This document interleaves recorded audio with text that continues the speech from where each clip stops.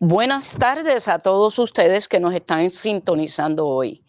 El programa de hoy de Feminismo Global tiene un propósito y ese propósito es para comenzar a hablar de la teoría y la práctica de lo que el feminismo es o debería ser. Tenemos ese deseo porque no simplemente queremos hablar de las actividades que las mujeres en el mundo entero llevan a cabo con el objetivo de conseguir lo que todas queremos, que es la liberación humana de la opresión a la cual hemos estado sometidos por tantos y tantos siglos. Hoy mi invitada es la profesora Madeline Román. Nos conocemos desde hace muchos años y esta profesora es una experta en la teoría del feminismo, en las teorías de la sociología, pero más que nada en las teorías de la complejidad, que es una nueva forma en la cual se está analizando los movimientos sociales en el mundo. En este momento se las quiero presentar. Saludos, Margarita, y un placer estar aquí contigo y con el público que nos escucha. Gracias por aceptar esta invitación y quiero advertirle a todos los que nos están sintonizando que esta no será la primera vez que nos van a ver juntas, sino que van a ser muchas veces porque el programa será llevado a cabo de tal manera que en un programa hablaremos de teoría y práctica y en otros programas hablaremos de esa práctica en la realidad que se está llevando alrededor del mundo. La profesora ha aceptado ser parte de la parte teórica y práctica y aquí la tenemos. Y esto fue un gran logro para mí conseguirlo, porque esa es un genio. Profesora, la primera pregunta. ¿Usted nos podría alumbrar en el siguiente pensamiento que yo he tenido? La comunidad gay en el mundo entero comienza una lucha alrededor de 40 años, 45 años atrás, y han alcanzado cosas que el movimiento feminista en el mundo entero no han podido alcanzar en términos de derechos que ellos han logrado. ¿Por qué esa diferencia tan marcada? Fíjate, Margarita, pienso que lo primero que habría que considerar es que, interesantemente, el feminismo en tanto movimiento social y los estudios feministas como saber y como conocimiento que se ha ido produciendo en la academia, se ha ido configurando como un saber extremadamente complejo y diverso. Hace mucho tiempo había quienes decían que el feminismo era el movimiento social que más se había pensado a sí mismo. En otras palabras, que más tiempo, esfuerzo y energía había dedicado a pensarse como movimiento y como teorización. Y esto es importante tenerlo en cuenta porque a mi modo de ver, todos estos movimientos, prácticamente todo en la vida comienza con una idea, ¿no? Eh, Podríamos decir que las grandes cosas comienzan con grandes ideas. Así que, de un lado, habría que tener en cuenta que el feminismo comienza en el momento en punto en que las mujeres desearon, soñamos tener una mejor vida para todas, una vida digna. eh, y en ese sentido, podríamos decir que fue precisamente a partir de la observación que las mujeres hicimos de nuestras condiciones de vida, distintas mujeres en distintas partes del planeta, que fueron, ¿verdad?, arribando a una idea, la idea de que era posible luchar por unos derechos, luchar por otras formas de vida. Hay una feminista italiana que se llama Rosy Braidotti, que plantea que una idea es un estado de enorme intensidad que abre posibilidades de vida y de acción eh, nunca antes anticipadas. Así que lo que quiero poner en foco es que efectivamente las mujeres, a partir de esa reflexión sobre sus condiciones de vida, arribaron a otras ideas. La idea, por ejemplo, de la igualdad entre hombres y mujeres, el que las mujeres somos seres libres también, y el que podemos luchar por una vida buena para todas. Es bien importante para mí el asunto del deseo, porque lo que quiero también es establecer la conexión entre el deseo y las ideas, entre el deseo y el pensamiento, ¿verdad? ¿Puedo intervenir un momento ahí? Claro que sí. Quiero preguntarle, ese deseo y ese pensamiento también está relacionado a la realidad que cada mujer vive, donde entiende que esa realidad es inaceptable, como por ejemplo el querer tener un ingreso y no habérsele permitido que trabajaran fuera del hogar, porque las mujeres en un momento dado no se les permitían en sociedades anteriores que salieran de sus hogares a trabajar, ¿correcto? Extremadamente importante. O sea, los deseos y los sueños de las mujeres son enteramente políticos. Hay una dimensión política de lo que son los deseos y los sueños, ¿verdad? Solamente a partir de los deseos y de los sueños podemos imaginar otros mundos posibles. Y si pensamos en una primera fase del feminismo en tanto movimiento social, ciertamente hay una serie de derechos que estuvieron, digamos, como asuntos a atender de manera inmediata dentro de este trayecto evolutivo del feminismo, como lo es, por ejemplo, en el plano laboral, los derechos laborales, igual paga por igual trabajo, en el plano educativo, el derecho a la educación, en el plano político, el derecho al voto, más adelante en el plano de la salud, todos los derechos que están vinculados a la consigna ya histórica del feminismo de las mujeres tienen que tener el derecho a controlar sus propios cuerpos. Así que podríamos decir que hay toda una serie de luchas, toda una serie de deseos, de sueños que tomaron la forma de luchas políticas y de luchas jurídicas y que se concretizaron en los derechos que al menos formalmente tenemos las mujeres en esos renglones de la vida en estos momentos, o al menos en ciertas partes del planeta, ¿verdad? Para reconocer de entrada lo que antes se llamaba el desarrollo desigual, pero combinado de los pueblos, o bien, ¿verdad? El fenómeno de la desigualdad al nivel planetario.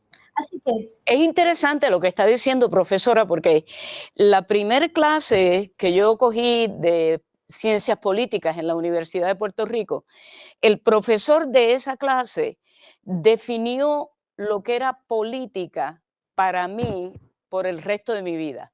Y lo que él dijo era que la política era la lucha por el poder de comer, el poder de poderme vestir, el poder de poder caminar en la calle, el poder de ser respetado, el poder de no ser un esclavo.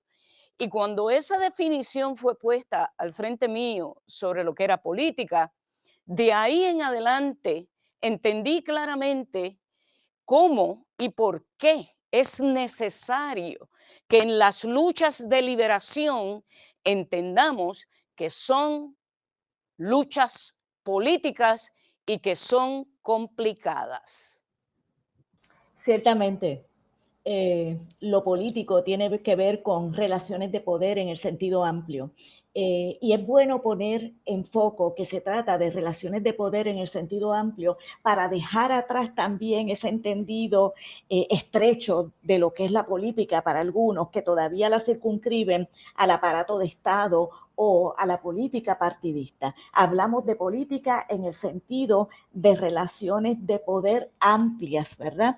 Que atraviesan, corren transversalmente a todo lo largo y ancho de lo social.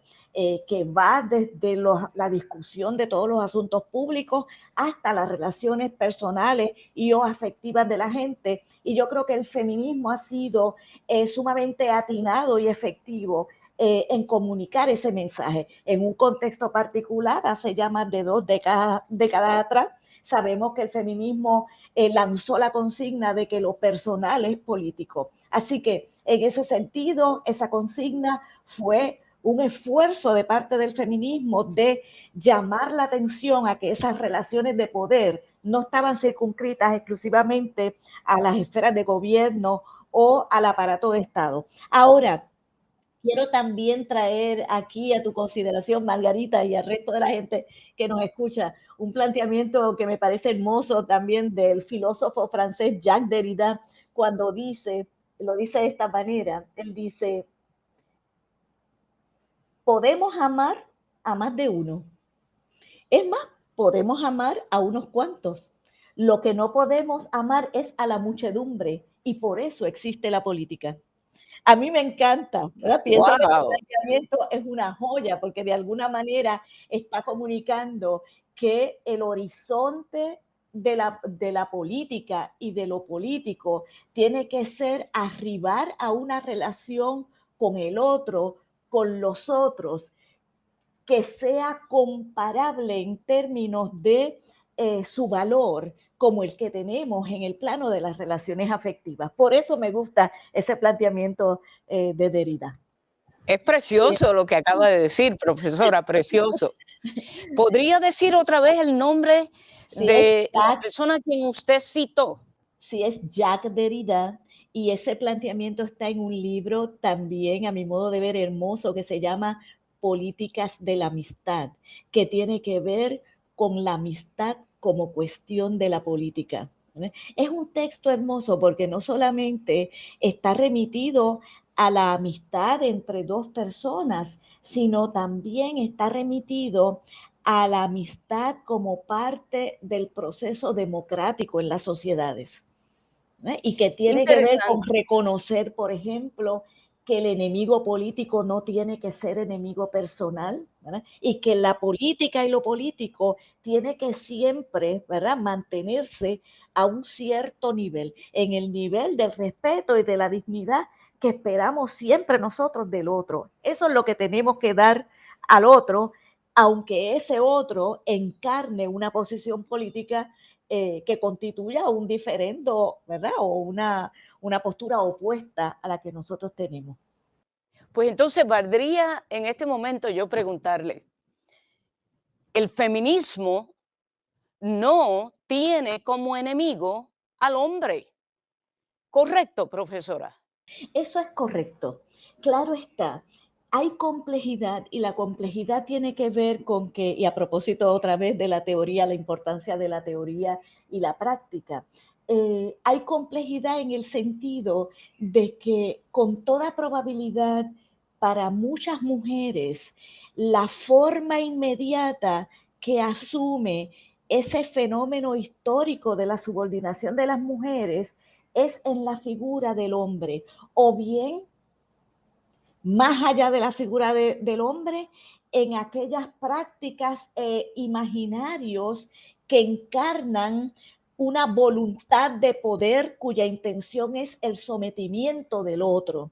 Así que, en un sentido, podríamos decir que podemos comprender por qué razón de primera instancia y si, y si uno no ha tenido la oportunidad de reflexionar con más detenimiento todos estos asuntos, es posible comprender por qué de primera mano parecería ser que se trata de una lucha contra los hombres, pero nos urge, tenemos que salir, dejar hacia atrás, ¿verdad?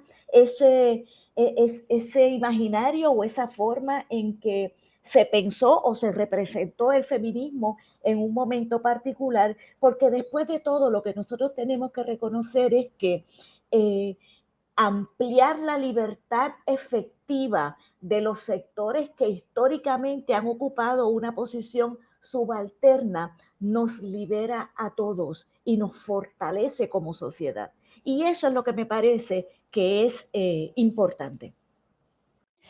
Ese punto que usted acaba de hacer, profesora, es central a que todos comprendamos que cuando el movimiento feminista entra en función, busca una cosa sola, y esa cosa es la liberación del ser humano en todos los aspectos, independientemente quiénes sean, el color de la piel, el gender, de donde vengan étnicamente hablando.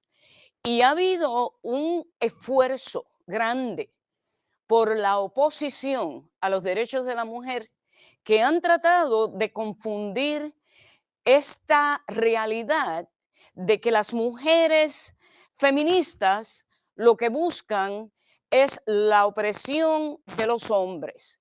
Esa historia que se han inventado para parar este movimiento ha tenido en determinados momentos individuos que lo sostuvieron y lo empujaron. Pero ya hoy tenemos que comenzar a hablar de un feminismo como lo que fue en su principio, que era la justicia de igualdad para todos.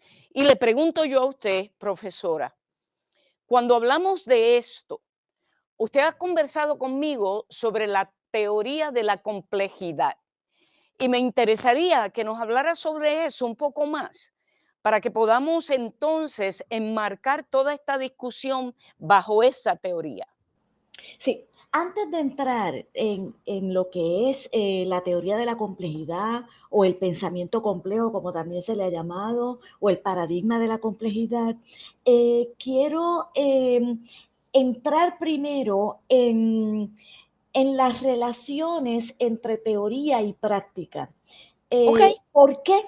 Porque la teoría y la práctica se encuentran entretejidas y juntas. ¿Y por qué es importante para mí enfatizar ese asunto? Porque la teoría se ha convertido en una mala palabra. Porque hay gente que no ve la conexión que hay entre teoría y práctica. O porque hay gente que entiende que no hay ninguna conexión entre teoría y práctica. O bien porque hay gente que entiende que aquellas personas que nos dedicamos a la teoría, y bueno, tengo que decir, yo he sido profesora toda mi vida, así que me tengo que incluir en ese sector, ¿verdad? Eso es una tarea central en las universidades, pues que la gente que estamos vinculados al estudio de la teoría, no tenemos los pies bien puestos en la realidad, ¿verdad? O no tenemos oído en tierra. Bueno, yo quiero decir aquí de entrada, ¿verdad? Que yo considero que yo tengo los pies bien puestos en la realidad y el oído en tierra. Tengo que decirlo así. Y eso es importante. ¿Por qué? Porque lo importante es caer en cuenta que las teorías, las ideas, vienen de la vida misma y regresan a la vida misma. ¿En qué sentido? ¿Por qué yo digo que las teorías, las ideas vienen de la vida misma y regresan a la vida para transformarla? Es porque eso que llamamos el conocimiento, las ideas, las teorías, se producen en nuestra observación del mundo, estando en el mundo, compenetrándonos con el mundo. Y eso que se produce, ese saber, ese conocimiento, regresa otra vez al mundo, regresa a la vida para transformarla. Por ejemplo, fue precisamente en esa observación de las mujeres, del mundo, de su posición en el mundo, fue a partir precisamente de estar en el mundo y de experimentar en carne propia ese fenómeno de la sujeción, que se produce un saber cuya intención precisamente es transformar esas condiciones de vida. Sobre el paradigma de la complejidad, habría muchas cosas que podría decir aquí, pero al menos hay dos asuntos importantes para mí. Uno tiene que ver con que la ciencia, este es un debate de la ciencia contra la ciencia misma. Y me explico.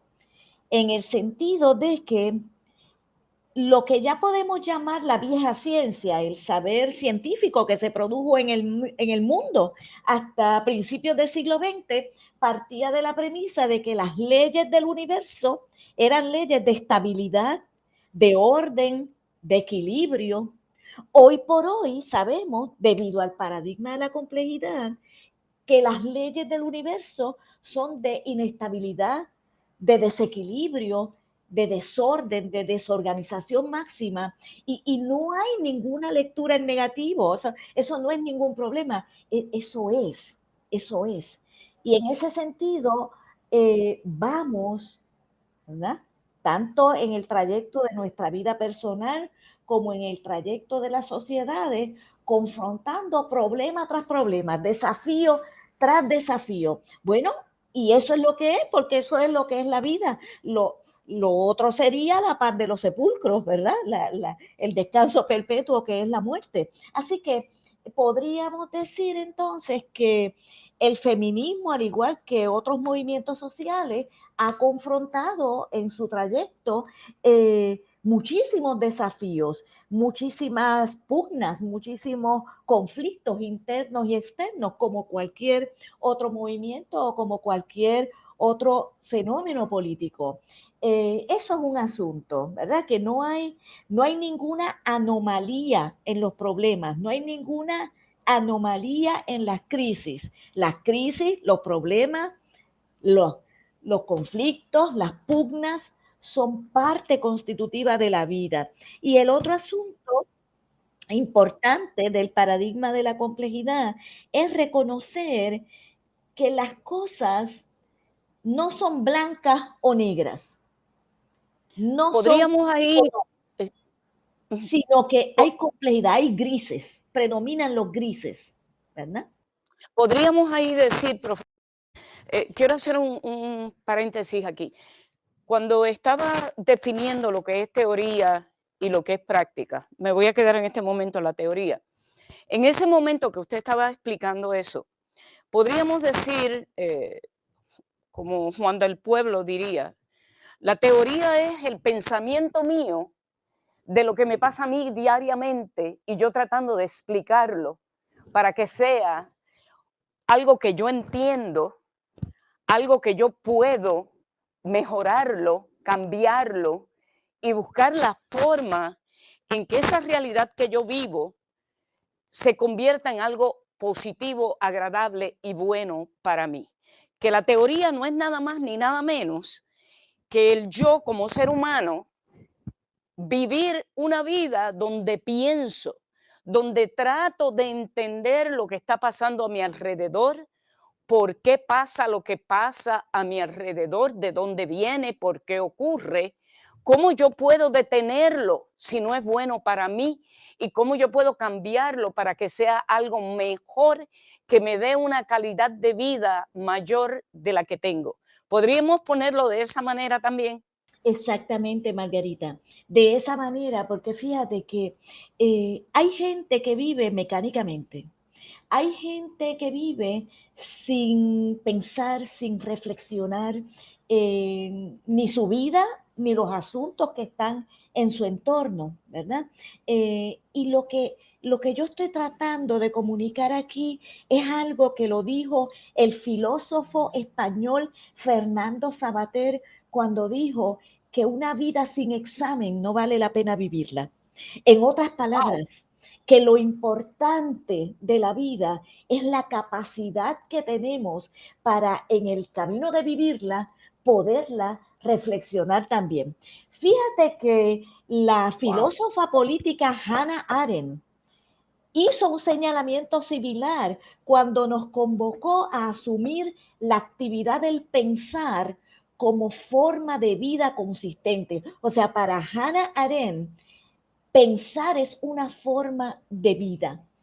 Y fíjense que el ejemplo que ella da para ilustrar la importancia del pensar como una forma de vida es toda la reflexión que ella hace sobre el fenómeno del exterminio de los judíos en la Alemania nazi y particularmente la reflexión que él hace ella hace, perdón, sobre la figura de Adolf Eichmann, que fue uno de los militares principales en todo ese proceso del exterminio de los judíos. Y ella plantea, por ejemplo, que cuando se llevó a cabo el juicio de Eichmann en el 1960, donde ¿verdad? Se le enjuicia por todos los crímenes cometidos, ella dice que en todo momento Eichmann planteaba que él, y se defendía diciendo que él estaba siguiendo órdenes, ejecutando órdenes, pero en ningún momento ella plantea que Eichmann pudo asumir una postura reflexiva, ¿verdad?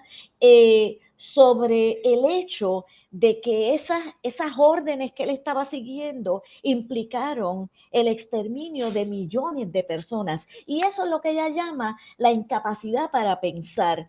La incapacidad para pensar no tiene nada que ver con estupidez. Ella dice que hay gente muy inteligente que tiene incapacidad para pensar, porque el pensar supone activar la capacidad que todos tenemos de reflexionar, de analizar, de ponderar en todo momento, no solamente lo que vemos, sino nuestras acciones y las decisiones que vamos tomando. Y entonces esto es bien importante porque hay gente que opta por no pensar por sí mismo. Hay gente, ¿verdad?, que sigue lo que otros le dicen o sigue lo que ven en los medios de comunicación, eh, radio, prensa, televisión, ¿verdad? Y no es que no se vean esos programas y no se esté atento al debate público, después de todo. eh, yo estoy hablando aquí y estoy hablando contigo y hay una gente que nos está escuchando. Es importante seguir el debate público, pero lo más importante es ser capaz de producirnos un juicio propio, un centro de gravedad propio que nos permita pensar por nosotros mismos. ¿Por qué? Entonces, Ujú. Por, entonces ahí la cuestión de pensar es una cuestión conectada directamente a poder aumentar nuestro humanismo de cierta manera, porque el objetivo de pensar no es un ejercicio que no tiene objetivo, es un ejercicio que busca algo específico y ese algo específico está conectado a cuál y por qué yo hago lo que hago, para qué lo hago, qué busco al hacerlo. Y no es simplemente vivir la vida por vivirla, sino vivirla entendiendo, sabiendo para qué, por qué, cuáles son las consecuencias de mis acciones en determinadas circunstancias, cuáles son las consecuencias de la falta de acciones de mi parte y pretender que mi pensamiento, como no está en función de lo que yo estoy viendo, lo que estoy viviendo, el mundo de que soy parte, pues entonces yo no soy responsable de nada de eso, porque quedo exonerado. Y ahí entonces yo mencionaría, por ejemplo, el desastre que ocurre en esta nación el 6 de enero del año pasado, cuando unos individuos deciden tomar las acciones que tomaron para impedir que la democracia en esta nación continuara y parar el nombramiento de Biden como presidente de esta nación. La falta de pensamiento, la falta de analizar, la falta de entender por qué las cosas son como son, llevaron a miles de personas a cometer ese crimen que hoy lo sabemos, lo conocemos, que fue un atentado contra esta nación y a veces no queremos ver esas cosas porque pensamos que no pensar no es un requisito para ti como ser humano responsable. ¿Estoy correcta? Efectivamente, Margarita, y quiero añadir a eso que tú has traído. Vuelvo a mencionar el filósofo francés Jacques Derrida, sobre todo porque antes de su muerte, y él murió hace unos años atrás, él planteó que su mayor preocupación política en esos momentos era el coqueteo de los estados contemporáneos con el fascismo, con el autoritarismo. Y eso es Ah, importante tenerlo en cuenta porque la democracia está atravesando por un periodo involutivo. Vamos hacia atrás y eso políticamente es extremadamente peligroso. Por lo tanto, el pensamiento es nuestro aliado en el proceso de nosotros buscar precisamente formas de vida mejores y más democráticas para todos.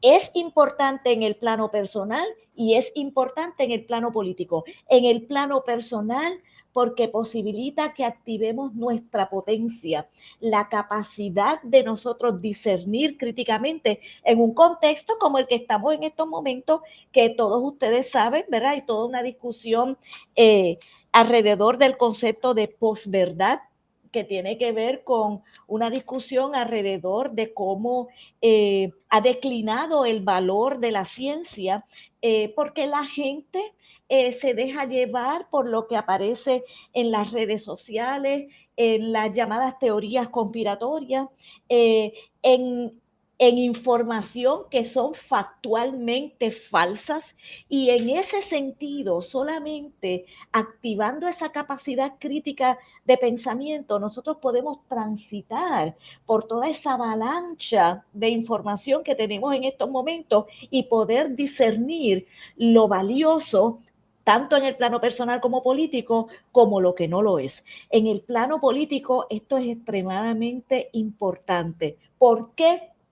Porque nosotros sabemos que hay muchísimas organizaciones de base, lo que ustedes llaman grassroots movements, ¿verdad?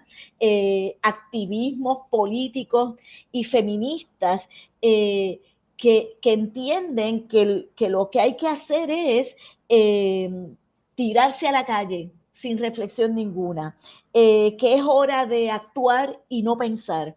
Que de lo que se trata es de la práctica por la práctica misma. Y lo cierto es que nos urge caer en cuenta de que no hay nada que hagamos que no esté guiado por una teoría, por una visión de mundo en particular, por unos entendidos X, los que fueran. Ciertamente lo que ha pasado en Estados Unidos, ¿verdad? En los eventos del pasado, del antepasado, ¿verdad? Porque ya pasó el enero de este año, el 6 de enero del año pasado, es políticamente preocupante, pero es políticamente preocupante también por algo que no solamente está pasando en Estados Unidos, sino que está pasando en distintas partes del mundo.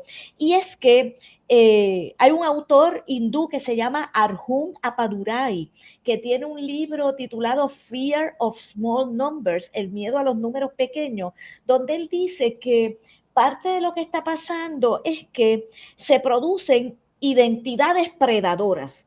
Él llama identidades predadoras muchas veces a identidades que se consideran nacionales, a un sector que se entiende o se percibe como la mayoría del país y que les resulta ser bien amenazante todos los otros sectores que ellos conceptualizan como minoría. Ahí estaría el supremacismo blanco en Estados Unidos, definitivamente. Y el problema con esas identidades predatorias, que lo que tienen detrás es un imaginario fascista, porque es un deseo de pureza, ¿verdad? Un deseo de que ellos prevalezcan por encima de toda la diversidad y la riqueza cultural que es Estados Unidos, ¿verdad? Y de todos los sectores que lo componen, tiene un alur fascista claro y evidente, sobre todo por el carácter violento de ese tipo de manifestaciones. Así que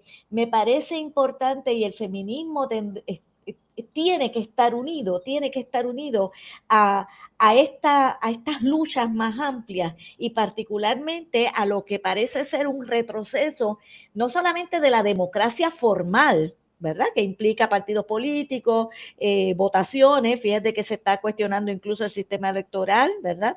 Lo que se entiende que es ¿verdad? En una votación dentro de la democracia actualmente existente, la llamada voluntad de las mayorías, un retroceso no solamente de la democracia formal, sino de otros rostros que exhibe la democracia, ¿verdad? Y que tiene que ver con diversidad de sectores y de grupos, incluyendo también todas las luchas que se dan desde los asuntos de género y de las Ok, mujeres.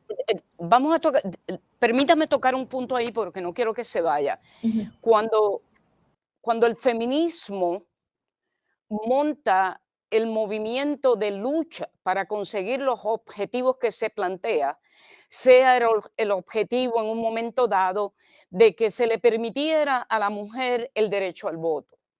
En otro momento, el derecho a que la mujer podía trabajar fuera del hogar y devengar un salario. El derecho a la mujer a poder decidir con quién casarse y con quién no. Derechos tan fundamentales como que se le permitiera a la mujer poder ganar un salario y traerlo a su casa, o algo tan simple como el derecho a la mujer a poder aprender a leer y a escribir. Cuando la mujer en el movimiento feminista comienza esta lucha, esos objetivos eran parte de la teoría que construyen, o sea, eran parte del pensamiento que identifica los problemas que le impiden a la mujer llegar a obtener mejores situaciones de calidad de vida. Explicándolo desde ese punto de vista, right? Uh -huh. Le traigo lo siguiente, profesora, y esta pregunta tal vez le va a dar coraje conmigo, pero la tengo que hacer. En estos momentos yo entiendo que el feminismo global que yo estoy observando en mi país, Puerto Rico, aquí en Estados Unidos, en Nueva York, es un movimiento con una teoría que yo llamaría fatula, porque lo que están mirando, lo que están promoviendo son medidas que van a traer consecuencias negativas para el derecho de las mujeres. Aquí en Estados Unidos, por ejemplo, se centra la lucha en el derecho al aborto. Yo personalmente creo que ese derecho es fundamental, que la mujer controle su cuerpo, pero controlar su cuerpo se ha convertido en la única punta de lanza de la lucha del feminismo en Estados Unidos. En Puerto Rico, por ejemplo, están luchando para criminalizar la conducta de seres humanos porque cumplen con la cultura que les enseñaron desde pequeños. Y es la manera entre hombres y mujeres cómo se comportan, cómo se comunican unos con otros. Y eso que yo estoy viendo, le pregunto a usted, eso es teoría, pero es una teoría que no concluye variantes que se puedan identificar como ciertas y verdaderas y que van a mover el movimiento hacia adelante. ¿Estoy correcta en lo que dije? Sí, en primer lugar, no hay ninguna pregunta que no sea bienvenida, porque todas las preguntas cuando surgen, surgen en el momento correcto, en el momento en que la persona se las plantea, como tú ahora con esta pregunta. Así que tengo que decir, como siempre decía en los cursos, no hay ninguna pregunta que llegue a destiempo. Todas las preguntas están a tiempo porque es tu tiempo, ¿verdad? Y porque es el tiempo de una persona de preguntar X cosa, lo que sea. Vivimos ciertamente un tiempo bien complejo. Lo voy a poner de esta manera. A mi modo de ver, están pasando, y esto es un planteamiento complejo, todo está pasando al mismo tiempo. okey. todo está pasando al mismo tiempo. Y claro, al estar pasando todo al mismo tiempo, las respuestas, ¿verdad? Pueden parecer caóticas por todos lados. Por ejemplo, ciertamente en Estados Unidos y nosotros en Puerto Rico, obviamente cogemos nuestra agua tal y como la están cogiendo ustedes. O sea, ciertamente en la medida en que hay un giro cada vez más conservador, involutivo en la política, eh, que golpea fuertemente a las mujeres y al feminismo en tanto movimiento social, y como la punta de lanza de ese conservadurismo en Estados Unidos parece ser el retroceso de las leyes vinculadas al derecho al aborto y el derecho de las mujeres a controlar su propio cuerpo, pues eso ha hecho que esa punta de lanza se convierta por fuerza y en una defensiva que no les queda más remedio que asumir, ¿verdad? Se convierta en un asunto central para el feminismo. Lo que pasa es que el feminismo tampoco puede convertirse en un movimiento monotemático. Hay que atender la diversidad de asuntos que están planteados. Mientras esas luchas se dan, que son importantísimas, y ahí hay un mundo de asuntos que podríamos discutir, ciertamente hay otros asuntos que están pasando que requieren de nuestra mirada crítica. Por ejemplo, traigo en Puerto Rico, pero yo sé que en Estados Unidos también es así, toda la trayectoria del feminismo carcelario, ¿verdad? El feminismo, hablamos de feminismo carcelario, nos referimos al feminismo carcelario cuando hablamos de un feminismo que piensa que la única forma de controlar la violencia contra las mujeres es a través del derecho penal, a través de intervenciones policíacas, arrestos y convicciones más severas de las personas que son objeto de esas acusaciones, principalmente los hombres. Yo hace muchos años prefiero pensarme como una feminista abolicionista y como mi área también es la criminología crítica, pues ciertamente distintas personas en Puerto Rico, y me incluyo, hemos dado y seguimos dando una batalla enorme por abrir un espacio de reflexión crítico de ese feminismo carcelario y a favor del feminismo abolicionista. Ahora bien, además de eso, ciertamente yo coincido contigo de que hay un hacer, hay un activismo feminista que de alguna manera se encuentra desfasado de lo que son los saberes contemporáneos.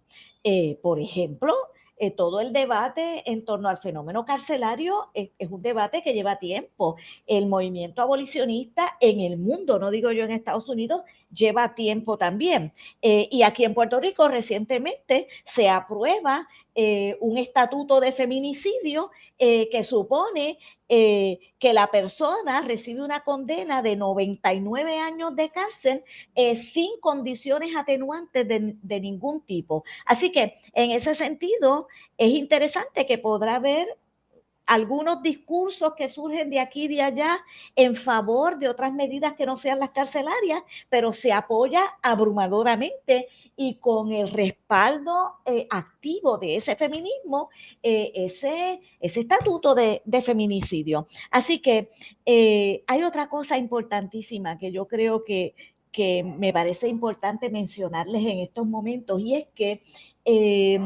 parte de la complejidad tiene que ver con que ya no hay ciencia unitaria.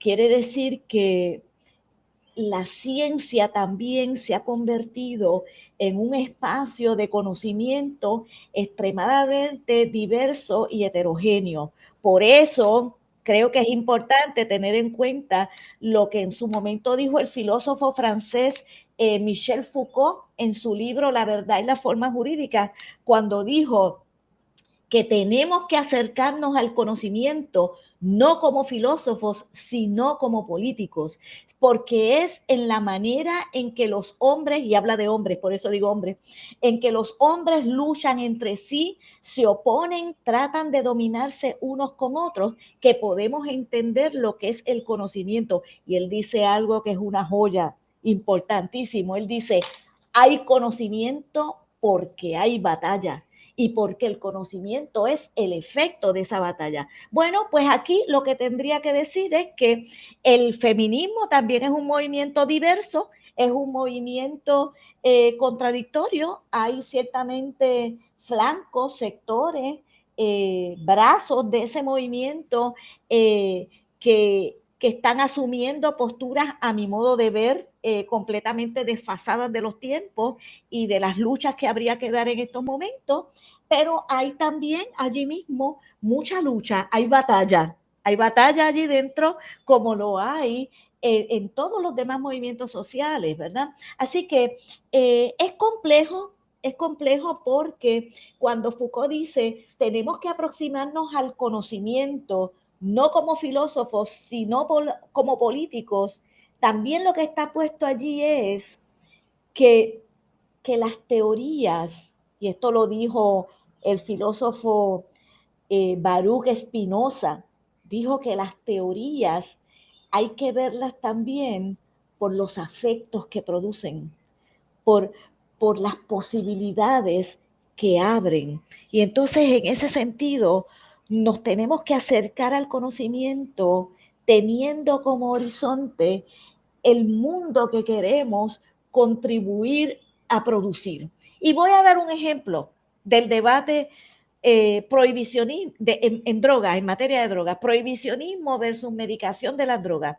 No se trata ahora de mirar dónde es que hay una mayor verdad de la cosa, sino que se trata de qué tipo de sociedad yo quiero producir para mí y para las generaciones de relevo. Así que es complejo en ese sentido, pero decir eso no cancela por ningún lado que es necesario en muchos sentidos, hoy por hoy, aferrarnos a la ciencia. Y aferrarnos a la Entonces, ciencia porque es un saber privilegiado y porque del otro lado lo que hay son las teorías conspiratorias, el fenómeno de la posverdad, las redes sociales, el sentido común, ¿verdad? La incapacidad para pensar. profesora, quiero volver un momento a lo que habló sobre la batalla. Hay teoría porque hay batalla. Y en la teoría lo que hay es pensamiento, el cuestionamiento del ser humano, de lo que ve, de lo que percibe, de lo que siente, y tratar de definir eso. Eh, quiero volver ahí porque entiendo yo, ¿verdad? Que dentro del feminismo han habido momentos, como dentro de todos los movimientos, donde ha habido un desvío que ha perjudicado y no ha mejorado las condiciones de vida de las mujeres.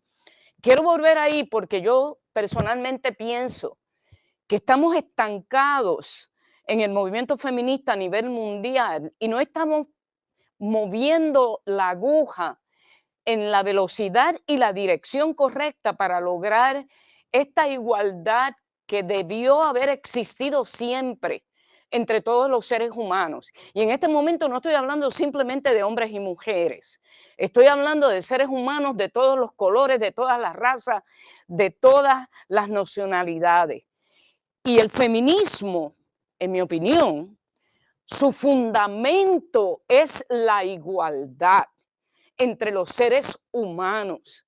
Y el feminismo para mí ha perdido ese norte y lo ha perdido porque en el pensamiento de qué es lo que yo estoy buscando, ha habido una desviación donde hemos designado a los hombres como los enemigos a los cuales tenemos que derrotar. Y ahí entonces comienzan a surgir ideas de encarcelar hombres porque dijeron algún tipo de pensamiento desagradable que a mí no me gustó que me lo dijera. Y en ese momento, pues pienso que la manera de yo resolverlo como feminista es metiendo preso a todos los hombres que lo hagan. Y que quede claro que hay mujeres que hacen lo mismo. Y dentro de ese pensamiento que acabo de expresar, quiero que usted vuelva a ese punto, porque para mí esta idea de que ser blanco es superior, que es lo que justificó el fascismo en Alemania, viene en el mismo carro. O se monta en ese mismo carro, porque hubo un momento en Alemania donde habían unos individuos que teóricamente llegaron a la conclusión de que ellos eran superiores porque la piel blanca así lo decía.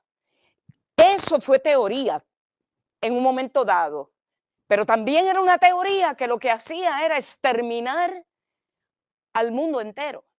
Y le pregunto yo, cuando le hablo sobre la teoría feminista, si lo que le acabo de decir anteriormente tiene sentido.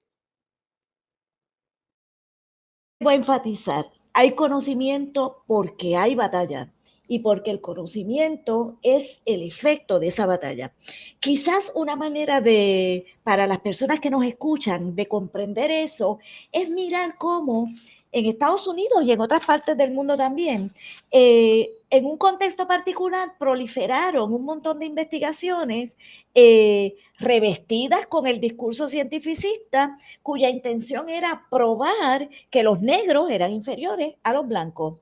Bueno, pues Correcto. eso, ¿verdad? Eso que hoy decimos lo contrario, ¿verdad? O sea, la antropología, por ejemplo, ya ha descartado incluso el concepto de raza, porque no solamente por lo cargado políticamente que está, sino porque entiende que los entendidos sobre los cuales descansa esa categoría ya no se sostienen tampoco, pero lo traigo como un ejemplo de las relaciones entre ciencia y poder. O sea, no hay duda de que hay también una imbricación grande entre el mundo de los saberes y el mundo del poder, el mundo del conocimiento y el mundo del poder, el mundo de la ciencia y el mundo del poder. Voy a dar un ejemplo de Puerto Rico, de hace poco tiempo atrás. Hace unos años atrás, aquí en Puerto Rico, llegó al Tribunal Supremo una controversia grandísima que envolvía dos mujeres lesbianas que eran madres de una niña. Una de las mujeres era su madre biológica y la otra mujer era la compañera de ella, con quien ella desde day one, ¿verdad? Toma la decisión de tener esa niña. Y todo el reclamo, toda la controversia tenía que ver con el reclamo que hacía la madre no biológica, ¿verdad? De ponerle, de que la niña llevara sus apellidos también, que fuera reconocida como madre legítima, legal, en el plano jurídico de esa niña. ¿Por qué traigo a la consideración de ustedes ese caso? Bueno, lo traigo porque interesantemente, cuando se llevan a cabo las vistas públicas de lo que van los sectores a favor y en contra de que se concede ese derecho, pues lo interesante es que los distintos sectores fueron con su batería de estudios, ¿verdad? Con un saco lleno de estudios cuya intención era presentar esos estudios como evidencia de que la posición que ellos estaban asumiendo era la correcta. Así que eso realmente, yo presencié esa discusión y para mí fue una joya en el sentido, no por lo que se estaba diciendo, sino porque cuando pasan esas cosas es que uno cae en cuenta de que hay una relación entre ciencia y poder y que hay conocimiento porque hay batalla y que todo tiene que ver también con uno tener la capacidad a partir del pensamiento crítico de poder discernir entre lo que puede ser una posición retrógrada a una posición que vaya en la dirección del horizonte político, ¿verdad?, que queremos promover. El juez federal Torruella, que falleció hace unos años atrás, hizo un planteamiento cónsono con esto que estoy diciendo en relación al debate en torno a las drogas, prohibicionismo versus medicación de las drogas. Él dijo lo siguiente, y esto es otra joya, él dijo, ninguna batalla ideológica se va a ganar por quien tenga las mejores estadísticas. Cada vez que hay un debate prohibicionista versus medicación, ahí van todos, cada uno con el saco de estadísticas para probar su punto. Pero lo que yo quiero comunicar aquí es que es complejo porque, porque lo que está planteado para mí es la pregunta que siempre tiene que estar puesta, ¿verdad? ¿Qué tipo de sociedad queremos contribuir a producir? Que no cancela digamos, mi responsabilidad, en este caso, como profesora, como investigadora, de asumir la tarea que nos corresponde, que hay un autor alemán que se llama Niklas Luhmann, que dice que la labor de la sociología es to think through. ¿Qué quiere decir eso? Que yo tengo que mirar lo que está puesto allí, que yo no puedo acomodar la realidad a machetazos a lo que sea mi esquema. O sea, responsablemente yo tengo que mirar lo que tengo de frente, aunque eso que tenga de frente no sea consono con mis posiciones políticas, ¿verdad? Pero tengo Pues que hacerlo también. entonces, nos quedan solamente 3 minutos. Esto ha sido una cosa fantástica, por lo menos para mí. Y el tiempo se ha ido rapidito. Ok, y el tiempo pasó bien rápido. Ajá. Pero para concluir este punto, la práctica sin la teoría no sirve y la teoría sin la práctica tampoco, porque para qué yo quiero pensar un problema, buscar la solución a ese problema, ejecutar la manera de resolver ese problema, si al final la práctica que voy a usar es la dictadura que lo impone. O la práctica que trata de lograr la justicia, pero en lograr la justicia organiza movimientos que reclaman esclavizar a otros seres humanos porque me están ofendiendo cuando me dicen algo en la calle que a mí no me gusta y no me agrada. Claro. Terminamos. Muy bien. Por favor, despídase, profesora. Hasta la próxima, porque esta no es la última. Bueno, sobre todo porque no terminé de contestarte tu última pregunta, porque tengo que volver sobre el feminismo y la Pues pregunta que me tenemos una hiciste. cita. Exacto. Nada, me ha dado muchísimo gusto estar aquí contigo, Gara. Nos une, perdón, Margarita, nos une toda una trayectoria de afectos y de luchas compartidas. Siempre es un placer compartir contigo y es un placer también la oportunidad que me ha brindado de compartir algunas de mis reflexiones con el público que nos escucha. Y nada, stay tuned. Te quiero. Yo también a ti. Gracias por estar presente. Hasta luego. Hasta Y los veo luego. en el próximo programa